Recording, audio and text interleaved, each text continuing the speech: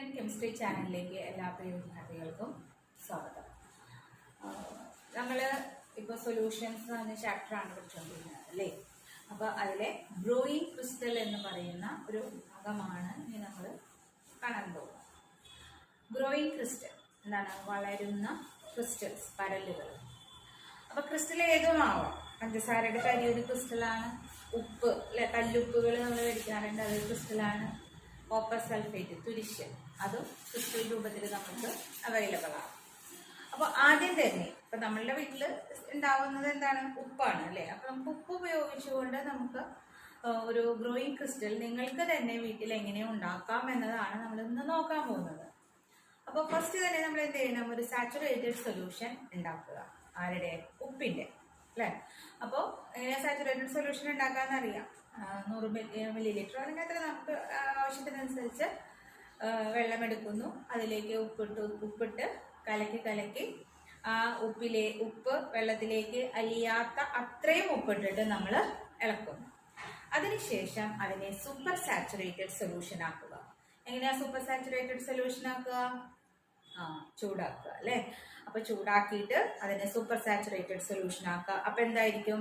അപ്പൊ വീണ്ടും കുറച്ചും കൂടി ഉപ്പ് അതിലേക്ക് അലിഞ്ഞു ചേരുന്നുണ്ടായിരിക്കും. അങ്ങനെ നമ്മൾ ഒരു സൂപ്പർ സാച്ചുറേറ്റഡ് സൊല്യൂഷൻ, ഉപ്പിന്റെ സൊല്യൂഷൻ ഉണ്ടാക്കി. അങ്ങനെ ഉണ്ടാക്കിയതിനു ശേഷം അതിലേക്ക് നമ്മൾ എന്ത് ചെയ്യുന്ന വെച്ചാൽ ഒരു ഉപ്പ് കല്ല് ഒരു നൂലിൽ കെട്ടി അത് ഒരു പെൻസിലിലോ അല്ലെങ്കിൽ ഒരു വടിയിലോ കെട്ടിയിട്ട് ഈ സൊല്യൂഷനിലേക്ക് താഴ്ന്നിരിക്കത്തക്ക രീതിയിൽ, നിങ്ങളുടെ ടെക്സ്റ്റില് പിക്ചർ കൊടുത്തിട്ടുണ്ട്. അപ്പൊ അങ്ങനെ താഴ്ന്നിരിക്കത്തക്ക രീതിയിലേക്ക് നമ്മൾ എന്ത് ചെയ്യണം? ആ ക്രിസ്റ്റലിനെ രൂപീകരിക്കുക അല്ലെ, ക്രിസ്റ്റലിനെ ഇറക്കി വെക്കുക. അങ്ങനെ ആ ക്രിസ്റ്റൽ ഇറക്കി വെച്ച് കഴിഞ്ഞാൽ അവിടെ അനക്കാതെ വെക്കുക. അത് കഴിഞ്ഞ് നമ്മൾ നാളെയോ മറ്റന്നാളോ ഒന്ന് എടുത്ത് നോക്കുക. അങ്ങനെ എടുത്തു നോക്കുമ്പോൾ നമ്മൾ ഇറക്കി വെച്ചിരിക്കുന്ന ക്രിസ്റ്റലിനേക്കാൾ വലിപ്പം കൂടിയ ഒരു ക്രിസ്റ്റല് നമുക്ക് അവിടെ നിന്ന് ലഭിക്കുന്നതായിരിക്കും. എന്താണ് അതിന്റെ കാരണം? ക്രിസ്റ്റൽ വലുതായി അല്ലെ. അപ്പൊ ക്രിസ്റ്റലുകൾ വളരുന്നു. അപ്പൊ എങ്ങനെയാവാം, എന്തുകൊണ്ടാവാം ആ ക്രിസ്റ്റൽ വളർന്നിട്ടുണ്ടാവുക? അതിന് ജീവനുണ്ടോ? ഇല്ല. പക്ഷെ എന്തുകൊണ്ട് അത് വളർന്നു? അപ്പൊ നമ്മൾ എടുത്തത് സൂപ്പർ സാച്ചുറേറ്റഡ് സൊല്യൂഷൻ ആയതിനാൽ അതിലേക്ക് ഒരു സാച്ചുറേറ്റഡ് സൊല്യൂഷനിൽ ആവശ്യമായതിനേക്കാൾ കൂടുതൽ സൊല്യൂട്ട്, ഇവിടുത്തെ സൊല്യൂട്ട് ഉപ്പാണ് അല്ലെ.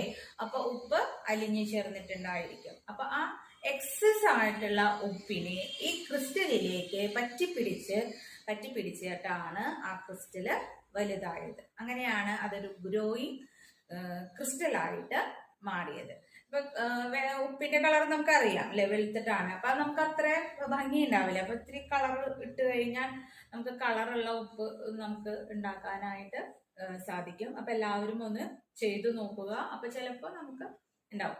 ഇനി അഥവാ നിങ്ങൾ ഇങ്ങനെ കെട്ടിവെച്ച് പിറ്റേ ദിവസം നോക്കുമ്പോൾ എല്ലാ ക്രിസ്റ്റലും കൂടി പോയി എന്നുണ്ടെങ്കിൽ എന്തായിരിക്കും കാരണം? നമ്മൾ ഉണ്ടാക്കിയ ആ സൊല്യൂഷൻ എന്ന് പറയുന്നത് സൂപ്പർ സാച്ചുറേറ്റഡ് സൊല്യൂഷൻ ആയിരിക്കില്ല. അപ്പൊ നമ്മൾ ഉണ്ടാക്കിയത് സൂപ്പർ സാച്ചുറേറ്റഡ് സൊല്യൂഷൻ ആണെങ്കിൽ മാത്രമേ ആ ക്രിസ്റ്റൽ വലുതാവുള്ളൂ. അല്ല എങ്കിൽ നമ്മൾ കെട്ടിവെച്ച ആ ഉപ്പ് കൂടി ആ സൊല്യൂഷനിലേക്ക് അലിഞ്ഞു ചേരുകയാണ് ഉണ്ടാവുക. അപ്പൊ എല്ലാവരും ചെയ്ത് നോക്കൂലേ?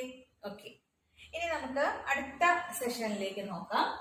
അടുത്തതാണ് ക്ലാസിഫിക്കേഷൻ ഓഫ് മിക്സ്ചേഴ്സ്. മിക്സ്ചേഴ്സ് എന്താണെന്ന് എല്ലാവർക്കും അറിയാം അല്ലെ. എന്താണ് മിക്സ്ചർ?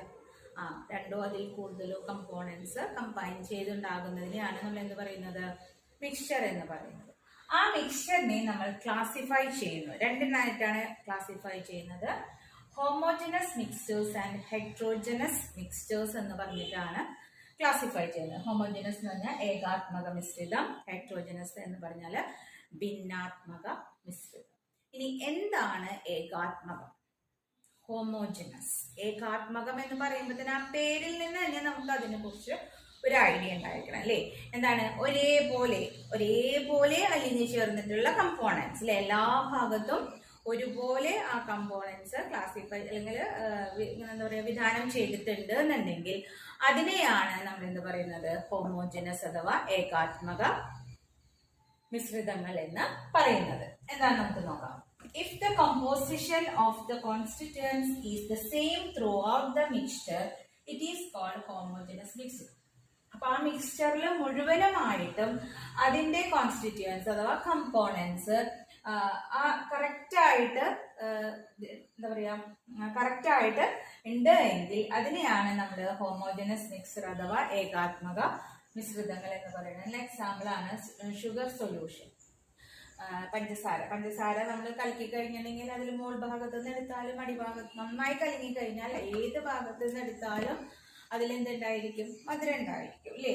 അപ്പോൾ ഒരേപോലെ എല്ലായിടത്തും അലിഞ്ഞു ചേർന്നിട്ടുണ്ടെങ്കിൽ അത്തരം മിക്സ്ചേഴ്സിനെയാണ് നമ്മൾ എന്ത് പറയുന്നത്? ഹോമോജനസ് മിക്സ്ചേഴ്സ് എന്ന് പറയുന്നത്. അതുപോലെ എയർ, ദെൻ ഓർണമെന്റൽ ഗോൾഡ്, ഇതെല്ലാം ഹോമോജനസ് മിക്സ്ചേഴ്സിന് എക്സാമ്പിൾസ് ആണ്. All solutions are mixtures. എല്ലാ ലൈനുകളും മിശ്രിതങ്ങളാണ് അല്ലേ?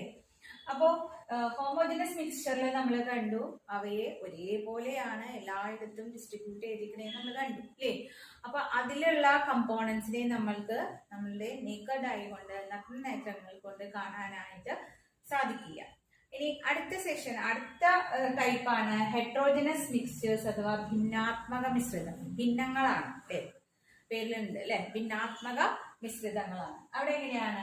If the components in a mixture are not distributed uniformly, uniform ആയിട്ടല്ല അവയെ ഡിസ്ട്രിബ്യൂട്ട് ചെയ്തിരിക്കുന്നത് അല്ലെങ്കിൽ വിധാനം ചെയ്തിരിക്കുന്നത് എങ്കിൽ അത്തരത്തിന് പറയുന്ന പേരാണ് ഹെട്രോജനസ് മിക്സ്ചേഴ്സ് അഥവാ ഭിന്നാത്മക മിശ്രിതങ്ങൾ എന്ന്. അപ്പൊ ഭിന്നാത്മക മിശ്രിതങ്ങളെ നമ്മൾക്ക് നോക്കിയാൽ തന്നെ കാണാനായിട്ട് സാധിക്കും. അതിലെ കമ്പോണൻസിനെ, ഘടകങ്ങളെ വേർതിരിച്ച് നമുക്ക് കാണാനായിട്ട് സാധിക്കും. എക്സാമ്പിൾസ് ആണ് mixture of salt and sand. ഉപ്പും മണലും കൂടി മിക്സ് ചെയ്ത് കഴിഞ്ഞാൽ അതൊരു മിക്സ്ചറാണ്. പക്ഷെ അതിന് നമുക്ക് ഉപ്പ് എവിടെ ഏതാണ്, സാൻഡ് ഏതാണെന്ന് തിരിച്ചറിയാൻ പറ്റും. മഡി വാട്ടർ, ചെളിയൊക്കെ കലക്കി വെച്ച് കഴിഞ്ഞാൽ നമുക്കറിയാം അല്ലെ? ചളി ഉണ്ട്, ഇന്ന സ്ഥലത്താണ് ചെളിയുള്ളത്, ഇന്ന സ്ഥലത്ത് വെള്ളം ഉണ്ട് എന്നൊക്കെ നമുക്കറിയാം. ദെൻ വാട്ടർ ആൻഡ് കെറോസിൻ, മണ്ണെണ്ണയും വെള്ളവും കൂടി മിക്സ് ചെയ്താൽ നമുക്ക് മണ്ണെണ്ണയും വെള്ളത്തിനൊക്കെ തിരിച്ചറിയാനായിട്ട് സാധിക്കും. അത്തരത്തിലുള്ള മിക്സ്ചേഴ്സിനെ പറയുന്ന പേരാണ് ഹെട്രോജനസ് മിക്സ്ചേഴ്സ് അഥവാ ഭിന്നാത്മക മിശ്രിതങ്ങൾ എന്ന്. അടുത്തത് ട്രൂ സൊല്യൂഷൻ, കൊളോയിഡ്, സസ്പെൻഷൻ. എന്തൊക്കെയാണ് ട്രൂ സൊല്യൂഷൻ എന്ന് പറഞ്ഞാൽ? കൊളോയിഡ് എന്ന് പറഞ്ഞാൽ എന്താ? സസ്പെൻഷൻ പറഞ്ഞാൽ എന്താണെന്നുള്ളതാണ് നമ്മൾ നോക്കുന്നത്. 3 ബീക്കറിൽ നമ്മൾ ഈക്വൽ എമൗണ്ട് വെള്ളം എടുക്കുക. എന്നിട്ട് അതിലേക്ക് ഒന്നാമത്തെ ബീക്കറിലേക്ക് കോപ്പർ സൾഫേറ്റും, രണ്ടാമത്തതിലേക്ക് അല്പം പാലും, മൂന്നാമത്തതിലേക്ക് ചോക്ക് പൗഡറും ഇട്ടിട്ട് നന്നായിട്ട് മിക്സ് ചെയ്യാം. മിക്സ് ചെയ്ത് കഴിഞ്ഞ് കഴിഞ്ഞാൽ നമ്മൾക്ക് അതിൽ എന്താണ് കാണാൻ പറ്റുന്നതെന്ന് നമുക്ക് നോക്കാം. അതിലേക്ക് ഒരു പ്രകാശം അല്ലെങ്കിൽ ഒരു ടോർച്ച് ലൈറ്റ് നമ്മൾ അടിച്ചു കൊടുത്തു കഴിഞ്ഞാൽ അതിൽ ആ പ്രകാശത്തിൻ്റെ പാത ഏത് ബീക്കറിലാണ് കാണാൻ സാധിക്കുന്നത് എന്നാണ് നമ്മൾ നോക്കുന്നത്. അപ്പോൾ ഒന്നാമത്തെ ബീക്കറിലൂടെ പ്രകാശം കടന്നു പോകുന്നുണ്ടായിരിക്കും, പക്ഷേ നമ്മൾക്ക് പ്രകാശത്തിൻ്റെ പാത കാണാനായിട്ട്, ആ പാത്ത് കാണാനായിട്ട് സാധിക്കില്ല. എന്ന് വെച്ചാൽ കോപ്പർ സൾഫേറ്റ് എടുത്തത്. രണ്ടാമത്തേത് പാലൊഴിച്ചത് അല്ലേ? അപ്പം അതിലേക്ക് നമ്മൾക്ക് കറക്റ്റായിട്ട് അതിൻ്റെ പാത്ത് ഏത് വഴിയിലൂടെയാണ് ആ പ്രകാശം കടന്നു പോകുന്നത് എന്ന ആ പ്രകാശത്തിൻ്റെ പാത നമുക്ക് ക്ലിയർ ആയിട്ട് കാണാനായിട്ട് സാധിക്കും. മൂന്നാമത്തേത് ചോക്കുപൊടിയാണ്. അപ്പം അതിലൂടെ പ്രകാശത്തിനെ അത് കടത്തിവിടുന്നില്ല. ഇനി രണ്ടാമത്തെ ഇതിൽ കൊടുത്തിട്ടുള്ളതാണ് പാർട്ടിക്കിൾസ് ക്യാൻ ബി ഒബ്സർവ്ഡ്. അതിലത്തെ കമ്പോണൻസിനെ നമ്മൾ നോക്കിക്കഴിഞ്ഞാൽ കോപ്പർ സൾഫേറ്റിലെ പാർട്ടിക്കിൾസിലെ കോപ്പർ സൾഫേറ്റിനെ നമുക്ക് കാണാൻ സാധിക്കുമോ? ഇല്ല. പാലും വെള്ളവും ഒഴിച്ചു കഴിഞ്ഞാൽ പാലിൻ്റെ പാർട്ടിക്കിൾസിനെയും നമ്മൾക്ക് നേരിട്ട് നോക്കിയാൽ കാണാനായിട്ട് സാധിക്കില്ല. പക്ഷേ ചോക്ക് പൊടിയും വെള്ളവും കൂടെ കലർത്തിയിൽ ചോക്കിൻ്റെ തരികളെ നമ്മൾക്ക് കാണാനായിട്ട് സാധിക്കും. അപ്പോൾ ഒന്നാമത്തെ ബീക്കറിലുള്ളതിനെയാണ് നമ്മൾ എന്ത് പറയുന്നത്? ട്രൂ സൊല്യൂഷൻ എന്ന് പറയുന്നത്. രണ്ടാമത്തെ ബീക്കറിലുള്ളതാണ് കൊളോയിഡ്. മൂന്നാമത്തെ ബീക്കറിലുള്ളതിനെ നമ്മൾ സസ്പെൻഷൻ എന്നാണ് പറയുന്നത്. അപ്പോൾ തന്നിരിക്കുന്ന ഒരു മിക്സ്ചർ അത് സൊല്യൂഷനാണോ, കൊളോയിഡാണോ, സസ്പെൻഷനാണോ എന്ന് നമ്മൾ എങ്ങനെയാണ് തിരിച്ചറിയുക എന്ന് നമുക്ക് നോക്കാം. അതിൽ 3 ആക്ടിവിറ്റിയോട് കൂടിയിട്ടാണ് നമ്മൾ ഐഡൻറ്റിഫൈ ചെയ്യാറുള്ളത്. ആക്ടിവിറ്റീസ് ആണ് ഇവിടെ കൊടുത്തിരിക്കുന്നത്. Filtering using A filter paper. ഒരു ഫിൽട്ടർ പേപ്പർ ഉപയോഗിച്ചുകൊണ്ട് നമ്മൾ ആ സൊല്യൂഷനെ ഫിൽട്ടർ ചെയ്യുക. രണ്ടാമത്തത് ഒരു തീവ്രമായ പ്രകാശം കടത്തിവിടുക. മൂന്നാമത്തത് അനക്കാതെ വയ്ക്കുക. അങ്ങനെ 3 ആക്ടിവിറ്റിയാണ് നമ്മൾ ചെയ്യുന്നത്. ഈ ആക്ടിവിറ്റികളിലൂടെയാണ് നമ്മൾ നമ്മൾക്ക് തന്നിരിക്കുന്നത് ഒരു ട്രൂ സൊല്യൂഷൻ ആണോ, യഥാർത്ഥ ലായനിയാണോ, കൊളോയിഡ് ആണോ, സസ്പെൻഷൻ ആണോ എന്ന് നമ്മൾ തിരിച്ചറിയാൻ പോകുന്നത്. അതിൽ നിന്നും എന്താണ് ഒരു സൊല്യൂഷൻ, എന്താണ് ഒരു കൊളോയിഡ്, എന്താണ് ഒരു സസ്പെൻഷൻ എന്നതിനെക്കുറിച്ച് നമുക്ക് ഒരു ധാരണ ലഭിക്കുന്നുണ്ടായിരിക്കും. അപ്പോൾ അതിൽ ഫസ്റ്റ് ആക്ടിവിറ്റി എന്താണ്? Filtering using A filter paper. അപ്പോൾ ഫിൽട്ടർ പേപ്പറിനെ നമ്മൾ വെച്ചുകൊണ്ട് നമ്മൾ ഈ കലക്കിയ ആ സൊല്യൂഷനെ നമ്മൾ മറ്റൊരു പാത്രത്തിലേക്ക് ഒഴിച്ചു കഴിഞ്ഞാൽ, ഫിൽട്ടർ ചെയ്ത് കഴിഞ്ഞാൽ ആ പാർട്ടിക്കിൾസ് സെപ്പറേറ്റ് ചെയ്യാൻ പറ്റുന്നുണ്ടോ എന്ന് നോക്കാം. അപ്പോൾ ഒന്നാമത്തെ ബീക്കറിൽ കോപ്പർ സൾഫേറ്റ് ആണ്. അപ്പോൾ അതിൽ നമ്മൾക്ക് എന്ത് ചെയ്യാൻ പറ്റില്ല? സെപ്പറേറ്റ് ചെയ്യാനായിട്ട് സാധിക്കില്ല. ഇനി രണ്ടാമത്തെ നോക്കാം, കൊളോയിഡ്. അതിനെയും നമ്മൾക്ക് എന്തിനു സാധിക്കില്ല? ഫിൽട്ടർ ചെയ്ത് മാറ്റാൻ സാധിക്കില്ല. പക്ഷേ ചോക്ക് പൊടിയുള്ള വെള്ളമാണ് നമ്മൾ, ആ സൊല്യൂഷനാണ് നമ്മൾ ഒഴിക്കുന്നതെങ്കിലോ അതിലെ ചോക്ക് പൊടികളെ, ചോക്ക് തരികളെ നമ്മൾക്ക് സെപ്പറേറ്റ് ചെയ്യാനായിട്ട് സാധിക്കും. ഫിൽട്ടർ പേപ്പർ ഉപയോഗിച്ചുകൊണ്ട് സെപ്പറേറ്റ് ചെയ്യാനായിട്ട് സാധിക്കും. അപ്പം അതാണ് സസ്പെൻഷൻ. ഓക്കെ, അപ്പം സസ്പെൻഷൻ ആണെങ്കിൽ അതിലത്തെ കമ്പോണൻസിനെ നമ്മൾക്ക് ഫിൽട്ടർ പേപ്പർ ഉപയോഗിച്ചുകൊണ്ട് ഫിൽട്ടർ ചെയ്ത് മാറ്റാൻ സാധിക്കും. ഓക്കെ, അപ്പോൾ സൊല്യൂഷനെയും കൊളോയിഡിനെയും നമ്മൾക്ക് ഫിൽട്ടർ പേപ്പർ ഉപയോഗിച്ചുകൊണ്ട് സെപ്പറേറ്റ് ചെയ്യാൻ പറ്റില്ല. പക്ഷേ സസ്പെൻഷൻ ആണെന്നുണ്ടെങ്കിൽ അതിനെ നമ്മൾക്ക് ഫിൽട്ടർ പേപ്പർ ഉപയോഗിച്ച് സെപ്പറേറ്റ് ചെയ്യാം. ഓക്കെ, അപ്പോൾ ഫസ്റ്റ് ആക്ടിവിറ്റി കഴിഞ്ഞല്ലോ. ഇനി രണ്ടാമത്തത്, ഒരു പ്രകാശം കടത്തിവിടുകയാണെങ്കിൽ, ഒരു ടോർച്ച് ലൈറ്റ് നമ്മൾ അതിലേക്ക് കടത്തിവിടുകയാണെങ്കിൽ സൊല്യൂഷനിലൂടെ ഞാൻ പറഞ്ഞു പ്രകാശം കടന്നു പോകും, പക്ഷേ നമ്മൾക്ക് എന്ത് സാധിക്കില്ല? അതിൻ്റെ പ്രകാശത്തിൻ്റെ പാത കാണാനായിട്ട് സാധിക്കില്ല. കൊളോയിഡിൽ ആ പാത്ത് കാണാനായിട്ട് സാധിക്കും. ഇനി സസ്പെൻഷൻ ആണെങ്കിലോ അത് പ്രകാശത്തിനെ തന്നെ കടത്തിവിടില്ല. കാരണം നമ്മൾക്ക് പ്രകാശം തട്ടുമ്പോൾ ആ കമ്പോണൻസിൽ തട്ടിയിട്ട് ആ പ്രകാശം റിഫ്ലക്റ്റ് ചെയ്ത് വരും. അപ്പം അങ്ങനെ റിഫ്ലക്റ്റ് ചെയ്ത് വന്നാൽ നമ്മൾക്ക് അതിനെ കാണാൻ പറ്റും എന്നാണ് അർത്ഥം, അല്ലേ? നമ്മൾ എങ്ങനെയാണ് ഒരു വസ്തുവിനെ കാണുന്നത്?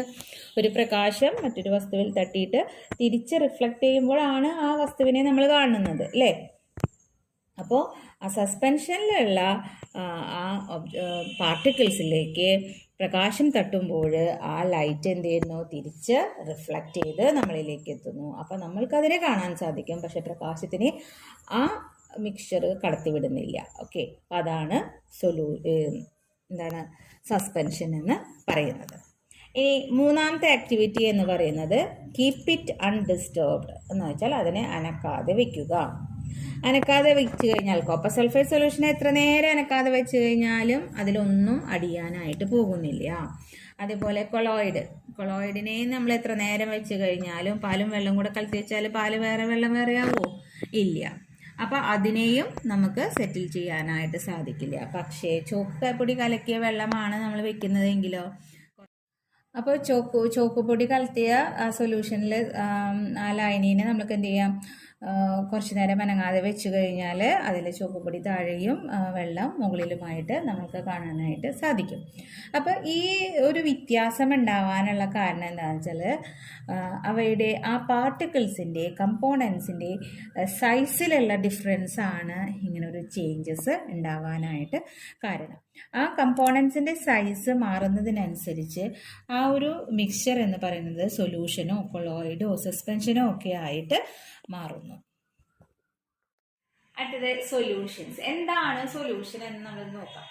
The size of solute particles present in a solution is so small that it cannot be seen with the naked eye. അപ്പോൾ ഒരു സൊല്യൂഷൻ്റെ അല്ലെങ്കിൽ ഒരു യഥാർത്ഥ ലായനിയുടെ കമ്പോണൻസ് പാർട്ടിക്കിൾസിൻ്റെ സൈസ് എന്ന് പറയുന്നത് നമ്മുടെ നഗ്ന നേത്രങ്ങളെ കൊണ്ട് കാണാൻ സാധിക്കാത്ത അത്രയും ചെറുതായിരിക്കും. Since these particles are very minute, അപ്പോൾ വളരെ ചെറുതായതുകൊണ്ടാണ് they cannot scatter a beam of light. അപ്പോൾ ഒരു പ്രകാശത്തിൻ്റെ പാതയെ അല്ലെങ്കിൽ അതിൻ്റെ ആ ബീമിനെ സ്കാറ്റർ ചെയ്യാൻ, വിസരണം ചെയ്യാനായിട്ട് അവയ്ക്ക് സാധിക്കില്ല. Hence the path of the light beam is not visible. അതുകൊണ്ടാണ് ആ ലൈറ്റ് ബീമിൻ്റെ പാത്ത് നമ്മൾക്ക് കാണാതെ പോകുന്നത്. കാരണം അത്രയും ചെറുതായതുകൊണ്ട് സ്കാറ്ററിങ്, വിസരണം എന്ന് പറയുന്ന ഒരു പ്രോസസ്സ് ഇവിടെ നടക്കുന്നില്ല. ഇനി കൊളോയിഡുകളാണെന്നുണ്ടെങ്കിൽ ആ സൊല്യൂട്ടിന് കമ്പാരിറ്റീവ്ലി ബിഗർ ആയിരിക്കും, ബിഗർ ദാൻ ദ സൊല്യൂഷൻസ്, അല്ലേ? സൊല്യൂഷൻ ലയനിലുള്ളതിനേക്കാൾ അതിൻ്റെ സൈസ് കൂടുതലായിരിക്കും. Hence they scatter A beam of light. അപ്പോൾ അതുകൊണ്ട് സൈസ് ഇത്തിരി കൂടിയതായതുകൊണ്ട് അതെന്ത് ചെയ്യുന്നു, അതിൻ്റെ അവിടെ വിസരണം സംഭവിക്കുന്നു, സ്കാറ്ററിങ് നടക്കുന്നു. അതുകൊണ്ട് നമ്മൾക്ക് പ്രകാശത്തിൻ്റെ പാതയെ കാണാൻ സാധിക്കും. ഇനി ഒരു സസ്പെൻഷനിലെ പാർട്ടിക്കിൾസ് ആണെങ്കിൽ അത് അതിനേലും ബിഗ് ആയിരിക്കും അല്ലേ, എന്ന് വെച്ചാൽ കൊളോയിഡിലുള്ളതിനേക്കാൾ വലുതായിരിക്കും സസ്പെൻഷനിലുള്ളതിൻ്റെ പാർട്ടിക്കിൾസിൻ്റെ സൈസ് എന്ന് പറയുന്നത്. അപ്പം അതുകൊണ്ട് നമ്മൾക്ക് അവയെ നഗ്നനേത്രങ്ങൾ കൊണ്ട് കാണാൻ സാധിക്കും. അതേപോലെ തന്നെ അവ റിഫ്ലക്റ്റ് ചെയ്തുകൊണ്ട് നമ്മളിലേക്ക് എത്തിപ്പെടുന്നു. അപ്പം അതുകൊണ്ട് നമ്മൾക്ക് ആ വസ്തുവിനെ കാണാനായിട്ട് സാധിക്കുന്നു. Particles of suspensions are big enough to be seen with the naked eye. The light falling on them is reflected almost completely. They gradually settle down under the influence of gravity. Gravity എന്ന് വെച്ചാൽ എന്താണ്, ഗുരുത്വാകർഷണം അല്ലേ. അപ്പോൾ ഗുരുത്വാകർഷണത്തിൻ്റെ ഫലമായിട്ട് ഇത്തിരി കട്ടി കൂടിയതുകൊണ്ട് അല്ലെങ്കിൽ size കൂടുതലായതുകൊണ്ട് അതിലെ പാർട്ടിക്കിൾസ് സെറ്റിൽ ഡൗൺ ചെയ്യുന്നു. ഇനി ഇവയുടെ എക്സാമ്പിൾസ് ഒന്ന് നമുക്ക് നോക്കാം. ട്രൂ സൊല്യൂഷൻ്റെയും കൊളോയിഡ് സസ്പെൻഷൻ ഒക്കെ ഉള്ളത്. Dust free air. Dust free air എന്ന് പറയാൻ കാരണം എന്ന് വെച്ചിട്ടുണ്ടെങ്കിൽ എയറിൽ ഡസ്റ്റ് പാർട്ടിക്കിൾസ് നല്ലോണം ഉണ്ടെങ്കിൽ അതൊരു എന്തായിട്ട് മാറും, കൊളോയിഡ് ആയിട്ട് മാറും. കാരണം നമ്മൾക്ക് ക്ലാസ് റൂമിലൊക്കെ കണ്ടിട്ടുണ്ടായിരിക്കില്ലേ, ഒരു ലൈറ്റ് ഇങ്ങനെ കടന്നു പോകുമ്പോൾ അതിൽ നിറച്ചിങ്ങനെ ഡസ്റ്റ് ഉണ്ടെങ്കിൽ ആ ഒരു പാത്ത് നമുക്ക് ക്ലിയർ ആയിട്ട് നമ്മൾക്ക് കാണാനായിട്ട് സാധിക്കും. അപ്പൊ ഡസ്റ്റ് നല്ലോണം ഉണ്ടെന്നുണ്ടെങ്കിൽ അതൊരു കൊളോയിഡ് ആണ്. അല്ലാന്നുണ്ടെങ്കിൽ നമുക്ക് എന്തെങ്കിലും പെടുത്താം, ട്രൂ സൊല്യൂഷനിലകത്ത് എയറിനെ പെടുത്താനായിട്ട് സാധിക്കും. പിന്നെ ഷുഗർ സൊല്യൂഷൻ, സോൾട്ട് സൊല്യൂഷൻ, ഇതെല്ലാം ട്രൂ സൊല്യൂഷൻ വിഭാഗത്തിൽ പെടുന്നതാണ്. അതുപോലെ കോപ്പർ സൾഫേറ്റ് സൊല്യൂഷൻ നമ്മൾ നേരത്തെ കണ്ടതാണല്ലോ, അപ്പൊ അത് നമുക്ക് അതിൽ പറയാം. ഇനി കൊളോയിഡ് ആയിട്ട് ഇങ്ക്, ഫോഗ്, മിൽക്ക് എന്ന് വെച്ചാൽ മിൽക്കും വാട്ടറും കൂടി മിക്സ് ചെയ്തിട്ടുണ്ടാകും. പിന്നെ ഡൈലൂട്ട് റൈസ് വാട്ടർ, നല്ലോണം ഡൈലൂട്ട് ചെയ്തിട്ടുള്ളത് കേട്ടോ. ഡൈലൂട്ട് ചെയ്താലാണ് അത് കൊളോയിഡ് ആവുള്ളൂ. എങ്കിലും ഇങ്ങനെ കട്ടിയിലുള്ള കഞ്ഞിവെള്ളം ആണെന്നുണ്ടെങ്കിൽ ചിലപ്പോൾ അതിലത്തെ പാർട്ടിക്കിൾസ് സെറ്റിലാവാനുള്ള സാധ്യതകളുണ്ട്. അപ്പൊ ഇതെല്ലാം ഡൈലൂട്ട് ആണെങ്കിൽ അത് കൊളോയിഡ് വിഭാഗത്തിൽ പെടുന്നതായിരിക്കും. Then suspension, muddy water, chalk powder and water, flour and water, എന്തെങ്കിലും മാവൊക്കെ കലക്കിയിട്ടുള്ളത് അല്ലെ, പൊടികൾ കലക്കിയിട്ടുള്ളതിനൊക്കെ നമുക്ക് സസ്പെൻഷനിൽ വിടാം. നമ്മൾ ചില മരുന്ന് സിറപ്പുകൾ കഴിക്കാറുണ്ടല്ലേ, അപ്പൊ സിറപ്പുകൾ എഴുതുന്നപ്പോൾ അതിൻ്റെ അടിയിൽ എഴുതിയിട്ടുണ്ടായിരിക്കും എന്തെന്ന് പറയണ്ടാവുക, അത് ഷേക്ക് വെൽ ബിഫോർ യൂസ് എന്ന് പറഞ്ഞിട്ടുണ്ടായിരിക്കും. എന്ന് വെച്ചാൽ അത് സസ്പെൻഷൻ ആയിരിക്കും. അപ്പോൾ അത് സെറ്റിലായിട്ടുണ്ടാവും. അപ്പൊ നന്നായിട്ട് അത് ഇളക്കിയാൽ മാത്രമേ അതിനെ നമുക്കൊരു ഹോമോജനസ് മിക്സ്ചർ ആക്കാനായിട്ട് സാധിക്കുള്ളൂ. അപ്പൊ അതിനെ നമ്മൾ നന്നായിട്ട് ഇളക്കേണ്ടതായിട്ട് വരും. അപ്പൊ അങ്ങനെയുള്ളതെല്ലാം സസ്പെൻഷൻ വിഭാഗത്തിൽ പെടുന്നതാണ്. അപ്പൊ ഇതോട് കൂടിയിട്ട് നമ്മൾ ഇന്നത്തെ ക്ലാസ്സിന്റെ